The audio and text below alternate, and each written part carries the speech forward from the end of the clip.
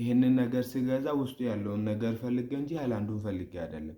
እንደዛው ሰይጣንም ወደ አንተ የሚመጣው ወደ አንተ የሚጠጋው ስጋህን ውጫዊ አካልን ፈልጎ ሳይሆን ፈጣሪ በውስጥ ያስቀመጠውን የከበረውን ትልቁን ነገርን ፈልገው ነው።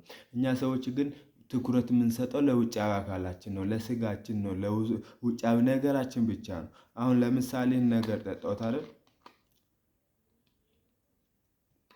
ከዚህ በኋላ አይጠቅመኝም፣ እጥለዋለሁ። ምክንያቱም የገዛሁት እሱን ፈልጌ አይደለም፣ ውስጡ ያለውን ነገር ስለፈለግኩ። ሰይጣንም ወደ አንተ የምጠጋው ነው፣ ቅድምም ብያቸዋለሁ፣ ውስጥ ያለውን ነገር ፈልጎ ነው። ምንድነው ውስጥ ያለው የከበረ ነገር ብለን ካለን እስከ መጨረሻው ስሙን። ሳብስክራይብም እያደረጋችሁ በጣም ስለምጠቅማችሁ ለህይወታችን ማለት ነው።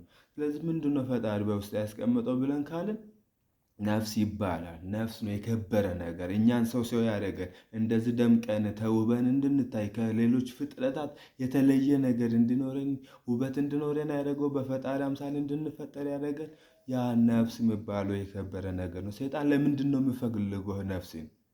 ምክንያቱም ነፍስ ለዘላለም የሚኖር ነገር ነው።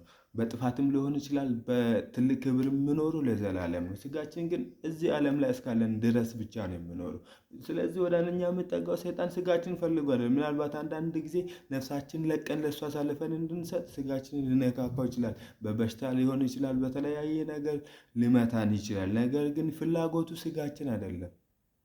በጣም የምፈልገው ሰይጣን ነፍሳችን ነው። ነፍሳችን ለዘላለም እንድትቃጠል፣ ነፍሳችን ለዘላለም እንድትጠፋ፣ ነፍሳችን ለዘላለም ከፈጣሪዋ እንድትርቅ ይፈልጋል። ስለዚህ ምንድነው የሚያደርገን? ወደኛ ይመጣና እኛ ስለማንጠብቀው ብዙ ጊዜ ትኩረት ስለማንሰጠው ነፍሳችንን ይወስዳል፣ በቁጥጥሩ ስር ያደርጋል። ከዛ በኋላ ራሳችንን እንዳንፈልግ እንድንጠላ፣ ወደ ፈጣሪ እንዳንጠጋ፣ ወደ ፈጣሪ እንዳንመጣ፣ ተስፋችንን እንዳናገኝ፣ ዓላማችንን እንዳንረዳ ያደርጋል። አየህ፣ የምፈልገውን አገኘ ማለት ነው። የምፈልገው ምንድነው? ነፍስ ነው። ከነፍስ ውጪ በቃ ሌላ ምንም ነገር አያስፈልገውም። ነፍሳችን ለዘላለም እንድጠፋ ያደርጋል። ከዛ በኋላ ተስፋ ቆርጠን ወደ ፈጣሪ እንዳንጠጋ ያደርገናል። እና ምን ሌላችሁ ፈልገ ነው? ነፍሳችሁ በእናንተ ወይስ በእግዚአብሔር እጅ ላይ ናት ወይስ በሰይጣን እጅ ስር ናት?